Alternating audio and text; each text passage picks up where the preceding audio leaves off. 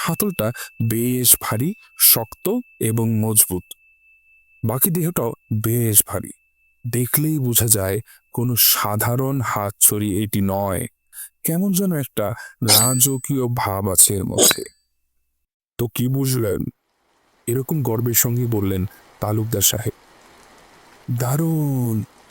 এরকম অ্যান্টিক জিনিস তো এখন কালোবাজার ছাড়া পাওয়াই যায় না। আমার দাদা মারা যাওয়ার সময় এই জিনিসটি বিশেষভাবেই দিয়ে গিয়েছিলেন আমার নামে। লর্ড জনাথন শেফার্ড আর তার ক্যারাভানের চালক বাদে সবাইকে তারা হত্যা করে। পেরেশানির খবর তোমাদের কানে গেছে তাহলে?